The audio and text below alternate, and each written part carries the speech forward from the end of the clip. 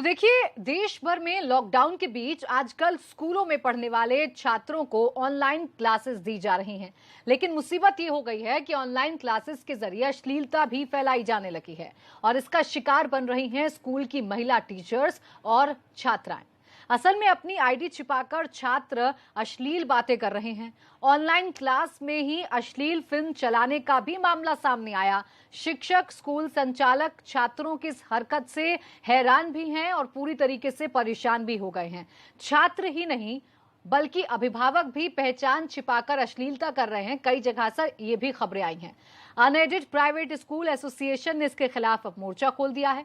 सरकार से पेरेंट्स के लिए गाइडलाइंस बनाने की मांग जो है वो की जा रही है। तो ये अपने आप में चौंकाने वाला मामला सामने आया है। एक तरफ जहां स्कूल ये कोशिश कर रहे हैं कि बच्चों की जो पढ़ाई है उस पर कोई फर्क ना पड़े इस लॉकडाउन का, और ऑनलाइन क्लासेस का प्रबंध किया गया है, लेकिन उस ऑनलाइन क्लासेस में भी कुछ ऐसे अराजक तत्व हैं जो टीचर्स के साथ, छात्राओं के साथ अश्लीलता कर रहे हैं, अभद्रता कर रहे हैं। ऐसे कई मामले सामने आए हैं जहां पर न सिर्फ छात्र अपनी पहचान छिपाकर बल्कि बच्चों के पेरेंट्स भी अश्लीलता कर रहे हैं महिला टीचर्स और छात्राओं के साथ। ये वाकई में बहुत चौंकाने वाली खबर है, क्योंकि ऑनलाइन क्लासेस को जरिया समझा जा रहा था बच्चों की पढ़ाई कंप्लीट कराने के लिए, लेकिन यही ऑनलाइन क्लासेस जो हैं वो अब महिला टीचर्स और छात्राओं के लिए सिरदर्द बन गई है और कहीं ना कहीं अब स्कूल के लिए भी सिरदर्द बन गई है। अब सवाल ये है कि आखिर ये हो कैसे रहा है? क्या ऑनलाइन क्लासेस शुरू करने से पहले इन सब बातों का ध्यान रखा नहीं गया था?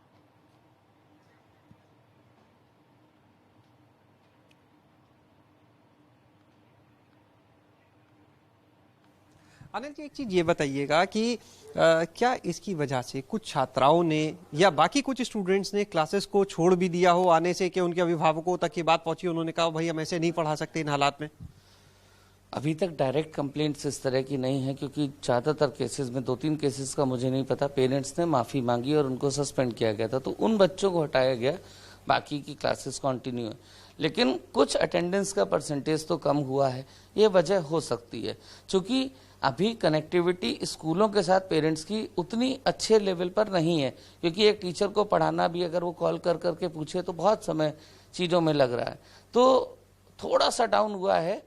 बच्चे पढ़ रहे हैं, उनको समझा दिया गया। अब कुछ हम लोगों ने इंस्ट्रक्शंस बनाए हैं, भेजे हैं पेरेंट्स को, वो अगर फॉलो चीज़ें करते हैं तो शायद चीज़ें। लेकिन मेरा सवाल वही है कि ये बड़ी बात है और इसके लिए पेरेंट्स पूरी तरह से दोषी हैं, क्योंकि वो घर में बैठ के चीजें बच्चा कर रहा है। एक आखिरी सवाल कि अभी तक आप लोगों ने इस मुद्दे को कहां तक पहुंचाया, क्योंकि आप लोग बात कर रहे हैं कि इसके लिए पेरेंट्स के लिए गाइडलाइंस बननी चाहिए, तो आप लोग अब तक इस मुद्दे को कहां तक पहुंचा चुके हैं और आप लोग की क्या मांग है? संक्षेप में बताइए। देखिए, हम लोगों का इस समय एसोसिएशन लेवल पर डिस्कशन चल रहा है, बिकॉज ये पूरे प्रदेश का मुद्दा हो गया, तो कुछ पॉइंट्स हम लोग बना रहे हैं और 1-2 दिन के अंदर हम लोग माननीय उप मुख्यमंत्री जी को, जो कि खुद एक शिक्षक रहे हैं और शिक्षा मंत्री भी हैं इस समय, उनके पास अपनी बात लेके जाएंगे, उनको एक ज्ञापन देंगे, पत्र देंगे कि ये हम लोग के कंसर्न है और पेरेंट्स के लिए कुछ गाइडलाइंस जारी करें। और मुख्यमंत्री माननीय योगी आदित्यनाथ जी को भी हम लोगों की तरफ से पत्र इस विषय को, इस प्रकरण को लेकर अवश्य जाएगा। तो इसको लेकर मजिस्ट्रेट चाइल्ड वेलफेयर कमेटी की मेंबर ऋचा खन्ना ने भी नाराजगी जताई है। उन्होंने कहा कि ऐसे पेरेंट्स और शिक्षकों के खिलाफ कार्रवाई होनी चाहिए। हमारे साथ में इस समय child welfare committee Uttar Pradesh की मेंबर जो है ऋचा खन्ना जी, वो मौजूद हैं। एक स्कूल से भी वो जुड़ी हैं, महिला हैं, खुद ऑनलाइन क्लासेस भी लेती हैं और इनके पास बतौर मेंबर चाइल्ड वेलफेयर कमेटी कुछ शिकायतें भी पहुंची हैं। हम सीधे उनसे बात करेंगे। राजीव मैम, स्वागत है आपका। ऋचा जी, ये बताइए कि as member child welfare committee आपके पास अब तक इस तरह के कितने मामले आ चुके हैं? देखिए, मेजरली ये मामले बहुत बढ़ते जा रहे हैं, लेकिन अगर आप ऑफिशियली बात करें तो अभी 3 मामले आए हैं सामने। और इस तरीके की जो एक सिचुएशन कोविड-19 के बाद जो एक क्राइसिस सिचुएशन जो एक तैयार हुई है, उसमें हमें ये जानने की जरूरत है कि इससे सबसे ज्यादा जो एक वर्ग प्रभावित हुआ है वो है बच्चों का वर्ग, क्योंकि हम सब बड़े हैं, समझदार हैं और अपने आप को संभाल सकते हैं, लेकिन बच्चों को जिस तरीके से हम लोगों ने अभी घरों में है वो, और उन पे ऑनलाइन एजुकेशन का भी स्ट्रेस है, टीचर्स पे स्ट्रेस है पढ़ाने का, बच्चों पे स्ट्रेस है पढ़ने का, इंटरनेट ऑनलाइन दुनिया उनके लिए पूरी तरह खुली है। तो यहाँ पर बहुत ज़रूरी है कि अभिभावकों का एक संरक्षण, एक निगरानी बच्चों के ऊपर रहे। तो इस तरीके के मामले बढ़ते जा रहे हैं, जो कि एक बहुत गंभीर विषय है, हम लोग सोचते हैं इसको। आप लोग के पास जो केसेस आए हैं, तो अब चाइल्ड वेलफेयर कमेटी जो CWC है वो कैसे हैंडल करेगी, आगे वो क्या कार्रवाई करेगी? देखिए, सबसे पहले तो जिस तरीके के केसेस आ रहे हैं, हम जानकारी ले रहे हैं कि किन बच्चों से जुड़े हुए केसेस हैं, क्योंकि अगर इस तरीके का कोई कंटेंट अपलोड हो रहा है किसी भी एप्लीकेशन पे, किसी भी स्कूल में, तो सिर्फ वो बच्चे को काउंसलिंग की ज़रूरत नहीं है, बल्कि उसका जो एक प्रभाव पड़ रहा है वो बाकी, अगर 40 बच्चों की क्लास है तो बाकी 39 बच्चों पर भी उसका प्रभाव पड़ रहा है। तो ये बिल्कुल भी बाल हित में ठीक नहीं है। तो इसमें नंबर 1 ज़रूरत है कि उस बच्चे की काउंसलिंग हो, जो कि चाइल्ड वेलफेयर कमेटी खुद भी कर सकती है, और हम काउंसलर्स भी अपॉइंट कर सकते हैं जिससे कि उनकी काउंसलिंग हो। दूसरा, एक जो जवाबदारी अभिभावकों को लेनी होगी, तो हमें बहुत ज़रूरी है कि हम अभिभावकों से बात करें, and as a CWC member हम अभिभावकों से बात करें, और सिर्फ बात ना करें, उनकी कंसिस्टेंट काउंसलिंग, ऑफिशियल काउंसलिंग होना ज़रूरी है। क्योंकि अगर ये सब चीज़ें परिवार में, घर में उनके सामने हो रही हैं, तो कहीं ना कहीं मैं कहूँगी कि बच्चों के साथ साथ अभिभावकों की भी काउंसलिंग की ज़रूरत है। अगर अभिभावकों का मामला सामने आता है, कुछ अभिभावक ऐसे चिन्हित होते हैं और उसके बावजूद वो सुधार नहीं करते या उनका रिस्पांस अच्छा नहीं, तो क्या उनके ऊपर किसी तरह की कार्रवाई भी आप लोग की तरफ से हो सकती है? देखिए, स्कूल की तरफ से कार्रवाई हो सकती है, हर तरीके से हो सकती है, और हम स्कूल को इंस्ट्रक्शंस दे सकते हैं। प्लस मुझे ऐसा लगता नहीं कि बातचीत से या समझाने के बाद भी ऐसा कुछ सिचुएशन क्रिएट होगा। मेरा जो सबसे पहला, मैं एक ऑप्टिमिस्टिक पर्सन हूँ, सोशल एक्टिविस्ट हूँ, चाइल्ड एक्टिविस्ट हूँ, तो मुझे ऐसा लगता है कि कोई वजह नहीं है कि वो ना समझे। हो सकता है उनके संज्ञान में ना हो पूरी तरह, हो सकता है वो इतने सजग और सचेत ना हो, तो एक कोई भी अभिभावक होगा, इतना कुछ जानने के बाद, इतना कुछ समझने के बाद भी वो इस पर अमल ना करे, ये थोड़ा सा मैं सोचती हूँ नहीं हो। तो देखिए, कई सवाल हैं जो इस शर्मनाक घटना के बाद सामने आ रहे हैं, और इन्हीं सवालों के जवाब आज हम तलाशने की कोशिश करेंगे। एक खास मेहमान हमारे साथ हैं, तो हमारे सहयोगी भी 2 अलग अलग जगह से हमारे साथ जुड़ गए हैं। शैलेश अरोड़ा लखनऊ से हमारे साथ हैं, प्रभात अवस्थी कानपुर से हमारे साथ हैं, तो वहीं प्रोफेसर विनय पाठक कुलपति AKTU भी हमारे साथ जुड़ गए हैं। बहुत स्वागत है प्रोफेसर विनय पाठक जी। आपका मैं रुख करूं उससे पहले शैलेश, मैं आपका रुख करना चाहूंगी। आपसे मैं जानना चाहूंगी शैलेश कि क्या जिस शिकायत की बात की जा रही थी, वो शिकायत एसोसिएशन के द्वारा सरकार से की गई है, या अभी भी किसी चीज का इंतजार किया जा रहा है, अभी भी शिकायत नहीं हो पाई है?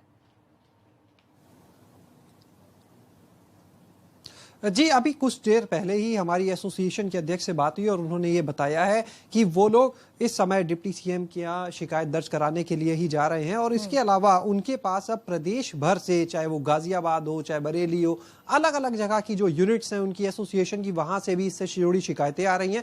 वो सारी शिकायतें अब वो लोग शासन में लेकर जा रहे हैं अवगत कराने के लिए, और साथ में ये मांग लेकर जा रहे हैं कि सरकार की तरफ से इस पूरे मामले में कोई गाइडलाइंस तय की जाए, क्योंकि अगर गाइडलाइंस नहीं बनती है तो इन हालात में ऑनलाइन क्लासेस का संचालन करना उनके लिए बहुत ही मुश्किल हो जाएगा। टीचर्स जो हैं वो काफी एम्बेरस फील कर रहे हैं इन सिचुएशंस के बाद, क्योंकि जिन स्टूडेंट्स ने उनके साथ इस तरह की बातें की, अभद्रता की है ऑनलाइन, उन्हीं स्टूडेंट्स को कुछ समय बाद उन्हें क्लासरूम में फेस करना होगा, उन्हें पढ़ाना होगा। तो साफ तौर पर जो स्कूल के ओनर्स है, संचालक है, उनका कहना है कि ऐसे में बहुत ही खराब स्थिति होगी, जो छात्राएं हैं उनके लिए खराब स्थिति होगी। और अब तो जो छात्राओं के पेरेंट्स हैं या बाकी स्टूडेंट के पेरेंट्स हैं, वो स्कूलों को कॉल करके ये बोल रहे हैं कि अगर इस तरह से ऑनलाइन क्लास चलेंगी तो कैसे वो अपने बच्चों को उसमें पढ़ने के लिए छोड़ सकते हैं। अटेंडेंस जो है, एक और ये फैक्ट है प्राची, जो एसोसिएशन की तरफ से सामने आया कि जो अटेंडेंस है स्कूलों में ऑनलाइन क्लासेस में, उसके ऊपर अब इसका असर दिखने लगा है, वो कम होने लगी है। कुछ ही देर में इसकी शिकायत भी दर्ज करा दी जाएगी, और जैसे ये होगा वैसे ही हम अपने दर्शकों को सबसे पहले इसकी जानकारी देंगे। बिल्कुल, एबीपी गंगा पर सबसे पहले हम दिखाएंगे, और लगातार हम सवाल भी पूछ रहे हैं कि कार्रवाई ऐसे लोगों पर आखिरकार कब होगी, क्या उचित कदम उठाए जाएंगे। प्रभात का भी रुख कर लेते हैं, उसके बाद प्रोफेसर विनय पाठक का मैं रुख करूंगी। प्रभात, कानपुर से भी क्या कुछ इस तरीके की घटनाएं सामने आई हैं? कोई ऐसी खबर सामने आई है जहां ऑनलाइन क्लासेस में महिला टीचर्स और छात्राओं के साथ अभद्रता हुई हो, अश्लीलता हुई हो? जी बिल्कुल प्राची, आपको बताना चाहूंगा, अगर बात कानपुर की करें तो कानपुर में अभी फिलहाल ऐसा कोई मामला सामने नहीं आया है, क्योंकि कई बार होता है क्योंकि अभिभावक हो या बच्चे हो या टीचर हो, एक मर्यादा के चलते कुछ चीजें जल्दी बताते नहीं है। लेकिन अब जब लखनऊ से ये पूरा मामला सामने आया है तो साफ है कि कानपुर में भी कुछ शिकायतें जो होंगी वो जरूर सामने आएंगी, अगर हो रही होंगी। लेकिन अभी फिलहाल अगर कानपुर की बात की जाए तो जिस तरह से ऑनलाइन क्लासेस चल रही हैं, इस तरह की कोई भी शिकायत जो है वो सामने नहीं आई है, ना इस तरह की कोई भी शिकायत खुलकर आई है। तो साफ है कि लेकिन जो इस तरह से पूरा घटनाक्रम है वो कहीं ना कहीं बड़ा खराब है, क्योंकि जिस तरह से बच्चों को शिक्षा देने का प्रयास किया जा रहा है वहां पर अगर इस तरह की अभद्रता या अश्लीलता होगी तो वाकई सवालिया निशान खड़ा होता है। जी बिल्कुल प्रभात, सवालिया निशान तो खड़ा होता है। देखने वाली बात है कि लखनऊ की घटना के बाद कानपुर में किस तरीके का रिएक्शन रहता है। बने रहेगा आप दोनों मेरे साथ। प्रोफेसर विनय पाठक का मैं रुक कर लेती हूँ। विनय पाठक जी, आप खुद ऑनलाइन क्लासेस देते हैं और किस तरीके से ऑनलाइन क्लासेस का संचालन किया जाता है ये आप अच्छे से समझते हैं। ऐसे में जो एक बड़ा सवाल है और जो एक कॉमन सवाल है वो ये है कि आखिर ये कैसे संभव हो पा रहा है कि जो क्लासेस बच्चों के सुनहरे भविष्य के लिए रखी गई, वही जो क्लासेस हैं वो बच्चों के भविष्य के लिए खतरा हो रही हैं, एक गलत मैसेज बच्चों को दे रही हैं। मुझे लगता है कि ये एक बहुत ही प्रश्न जो हम सब लोगों के सामने खड़ा है, ये इंटरनेट पे एथिक्स को लेकर ये प्रश्न है। और जब हम लोगों ने ऑनलाइन क्लासेस शुरू की थी, अगर आपको पता होगा कि जो ऑनलाइन मीटिंग्स हैं और जो ऑनलाइन प्लेटफॉर्म्स हैं, अभी तक इंडस्ट्री और कॉरपोरेट्स यूज करते रहे हैं, और वो इंडस्ट्री और कॉरपोरेट्स के एक गाइडलाइन और एथिक्स होती है how to use an online meeting और how to do a online meeting.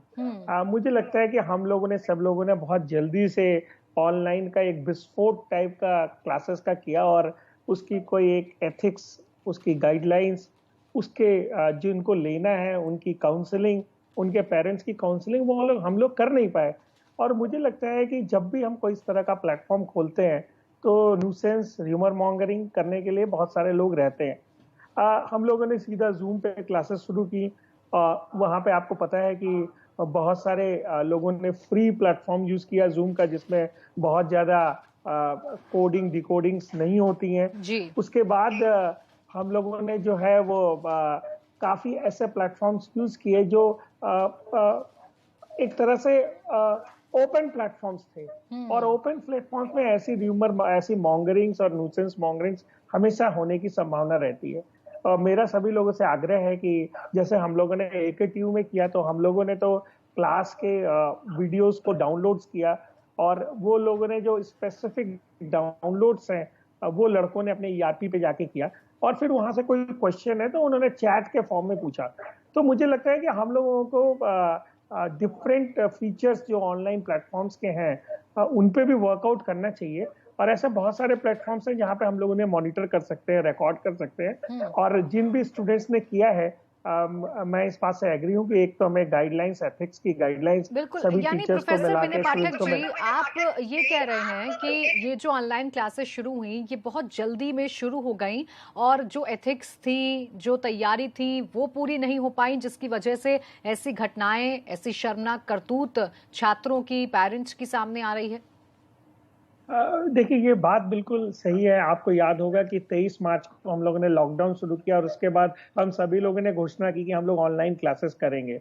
Online classes की तैयारी मटेरियल के रूप में, बाकी चीज़ों के रूप में, लड़कों के एंगेजमेंट्स के रूप में और एथिकल गाइडलाइंस के रूप में हम लोगों ने अभी तक नहीं दी उनको। स्टूडेंट्स को अभी तक नहीं पता है कि भाई ऑनलाइन क्लासेस लेने के लिए क्या रूल्स एंड रेगुलेशंस हैं। अगर आपको याद हो कि स्कूल के क्लासरूम्स के एक डिसिप्लिनरी गाइडलाइंस होती हैं कि आपको आना है और आपको जो है स्कूल में ड्रेस पहन के आना है, आपको ये डूज एंड डोंट्स करने हैं। वो हम लोगों ने ऑनलाइन क्लासेस में डूज एंड डोंट्स दिया ही नहीं स्टूडेंट्स को। तो मुझे लगता है कि थोड़े दिनों के बाद जो स्टूडेंट्स हैं वो हमेशा टेक्नोलॉजी के साथ अच्छी के लिए यूज होती है, और टेक्नोलॉजीज बहुत सारे मॉन्गरिंग्स के लिए भी यूज होती हैं। तो लोगों ने धीरे धीरे टेक्नोलॉजी के साथ खेलना शुरू किया और स्टूडेंट्स ने इस तरह की हरकतें की।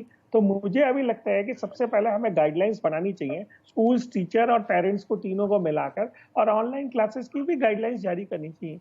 बिल्कुल ये जरूरी है, क्योंकि देखिए ऐसे शिक्षा का जो माहौल है वो खराब हो रहा है। और जैसा शैलेश ने कहा था मेरे सहयोगी ने कि भविष्य में भी एक चिंता है कि कैसे उन बच्चों को स्कूल फेस करेगा, वो छात्राएं फेस करेंगी जिनके साथ अभद्रता या अश्लीलता हो रही है। शैलेश, आपका मैं रुक करना चाहूंगी। देखिए शैलेश, जो प्रोफेसर विनय पाठक जी ने कहा कि गाइडलाइन होनी चाहिए, अब सवाल ये है कि जब हम ऑनलाइन पढ़ाई शुरू कर रहे थे तो क्या ये बातें जहन में नहीं थी कि इस तरीके का कोई मामला सामने आ सकता है? क्यों गाइडलाइन तैयार नहीं की गई? क्यों इससे पहले पूरी तैयारी नहीं की गई? बच्चों को नहीं समझाया गया? क्यों डर नहीं दिखाया गया कि अगर आप अश्लीलता करेंगे तो आपके साथ ये कार्रवाई हो सकती है? ये वो सवाल हैं शैलेश जो खड़े हो जाते हैं इन घटनाओं के बाद। प्राची, देखिए इस समय जो स्थिति सामने है वो स्थिति सभी के लिए नई है। चाहे बात सरकार की जाए, चाहे वो आम जन की जाए, सबके लिए एक नई सिचुएशन है जिसके बारे में पहले से कोई प्रिपेयर नहीं था।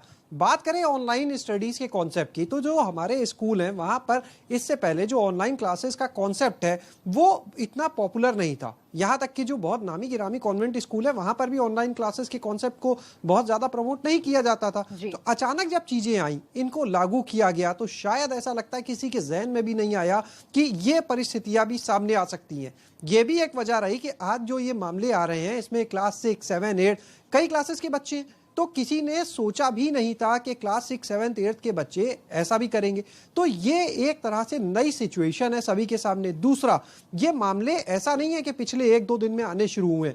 आज हमने जब स्कूल के संचालकों से बात की, जो एसोसिएशन के अध्यक्ष उनसे बात की, उन्होंने बताया मामले पिछले 10, 12, 15 दिन से आ रहे हैं। लेकिन दिक्कत ये हुई कि शुरू में लोग इनको दबाते रहे, कहीं ना कहीं इग्नोर करते रहे कि शायद अपने लेवल पे हैंडल हो जाएगा। लेकिन जब देखा कि ये चीजें खुद हैंडल होने की स्थिति में नहीं है, तब ये चीजें अब बाहर आ रही हैं। अब इन चीजों को लेकर शासन के पास ये लोग जा रहे हैं।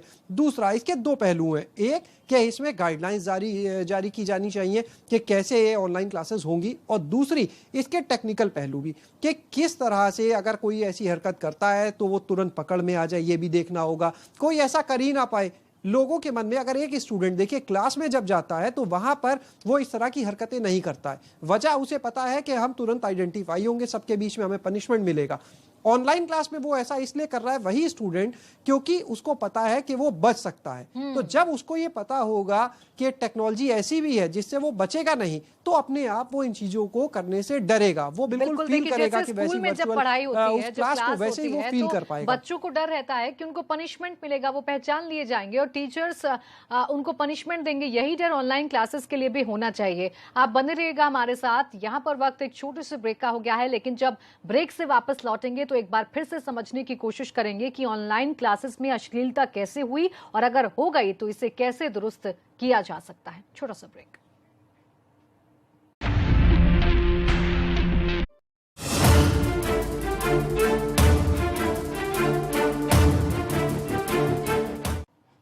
ब्रेक के बाद स्वागत है आपका। तो हम बात कर रहे हैं कि ऑनलाइन क्लासेस में अश्लीलता आखिरकार कैसे हुई और अगर हुई तो फिर इसका उपाय क्या है, इसे कैसे दुरुस्त किया जा सकता है। खास मेहमान हमारे साथ हैं प्रोफेसर विनय पाठक, कुलपति हैं AKTU के, साथ ही साथ मेरे 2 सहयोगी लखनऊ से शैलेश और प्रभात कानपुर से लगातार बने हुए हैं। प्रोफेसर विनय पाठक जी, अब आपसे मैं ये समझना चाहूंगी, चूंकि आपने ऑनलाइन क्लासेस दी भी हैं, तो क्या वाकई में इतना आसान है कि अपनी आइडेंटिटी छिपाकर कोई भी अश्लीलता कर जाता है, कुछ भी टीचर से और छात्राओं से कह जाता है और पता नहीं चल पाता है कि वो कौन है? इतना आसान है ये ऐसा सिस्टम है? इतनी ट्रांसपेरेंसी नहीं है सिस्टम में?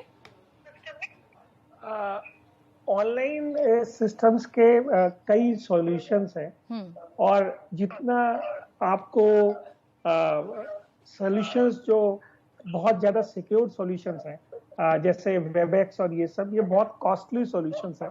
और मैं आपको इसमें एक बात और बताना चाहता हूँ, मैंने इसकी पुष्टि तो नहीं है मेरे पास, इसमें केवल इतना ही डर नहीं है कि अश्लीलता का डर है, लेकिन मैंने कहीं पे सुना था कि किसी कॉलेज में अगर ये, चूंकि ये पूरे इंटरनेट पे होता है, तो आपने बहुत सारी खबरें सुनी होंगी कि लोग वेबसाइट हैक करके दूसरे कंट्री का फ्लैग डाल देते हैं। तो मैंने इसमें ये भी सुना है कि किसी क्लासरूम में दूसरे कंट्री का या कुछ जो इस तरह के लोग हैं जो टेररिस्ट हैं या जो टेररिस्ट ऑर्गेनाइजेशंस है, चूंकि ये नेट पे होता है तो उसको हैक करके और भी चीजें की जा सकती हैं।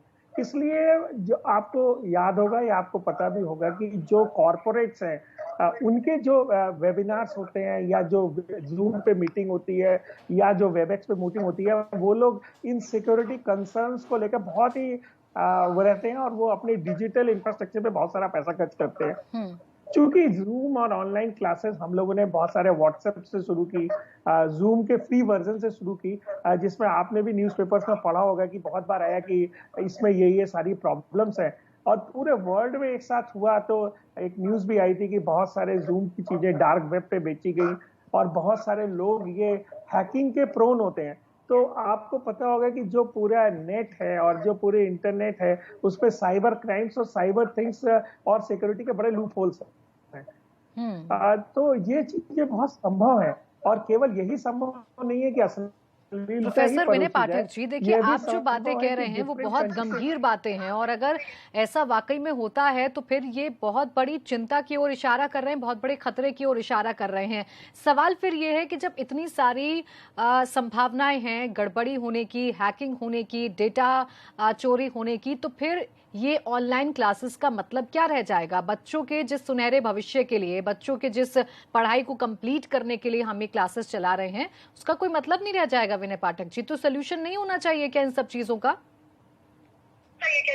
तो मेरा आपने ये कहना है कि जब हम लोग ऑनलाइन क्लासेस के बारे में सोचते हैं, हम ऑनलाइन सॉल्यूशंस के बारे में सोचते हैं या हम कोई ऐसे घड़ी बनवाते हैं तो हम उसकी सिक्योरिटी के बारे में भी सोचते हैं। ऐसा तो नहीं है कि हम सड़क पर जाके, इसीलिए हम लोगों को ये रिक्वेस्ट मेरी सभी लोगों से है कि जो लोग ऑनलाइन प्लेटफॉर्म्स यूज कर रहे हैं, जो ऑनलाइन चीजें यूज कर रहे हैं, तो अभी तक हम लोग ने बोला कि छात्रों की काउंसलिंग होनी चाहिए, छात्रों को पनिशमेंट होना चाहिए, छात्रों के लिए गाइडलाइंस होनी चाहिए, लेकिन जो लोग टेक्निकल सॉल्यूशंस यूज कर रहे हैं उनको भी अपने टेक्निकल सॉल्यूशंस का ऑडिट कराना चाहिए। उन्हें भी देखना चाहिए कि वो साइबर क्राइम से क्या प्रोटोकॉल्स करके साइबर हैकिंग से बच सकते हैं या साइबर जो एथिक्स है वो फॉलो कर सकते हैं। और सारे कॉर्पोरेट्स करते रहते हैं, और अगर बहुत से आप फ्री वर्जन या फ्री वेयर्स पे यूज करेंगे जो हैकिंग के प्रोन होंगे या ओपन वेयर होंगे या ओपन होंगे, तो इस तरीके की सॉल्यूशंस और इस तरह की प्रॉब्लम्स आएंगी। तो दोनों ही तरफ प्रोफेसर से विनय आगे पाठक जी, देखिए जिम्मेदारी सबकी है, सामूहिक जिम्मेदारी है। अगर छात्रों के लिए गाइडलाइन बना रहे हैं, उनके पेरेंट्स के लिए गाइडलाइन बना रहे हैं, तो फिर जो टेक्निकली चीजें हैं उनको भी दुरुस्त करना होगा, क्योंकि फीस तो अभिभावकों से वसूली जा रही है। जब फीस ली जा रही है तो फिर एक स्ट्रॉन्ग, एक सुरक्षित भविष्य का निर्माण भी करना होगा। शुक्रिया आपका हमारे साथ जुड़ने के लिए। प्रभात और शैलेश, आपका भी बहुत शुक्रिया हमारे साथ जुड़ने के लिए और जानकारी हमें देने के लिए। इसी के साथ हमारी इस खास पेशकश में बस इतना ही। देखते रहिए एबीपी गंगा, खबर आपकी, जुबान आपकी।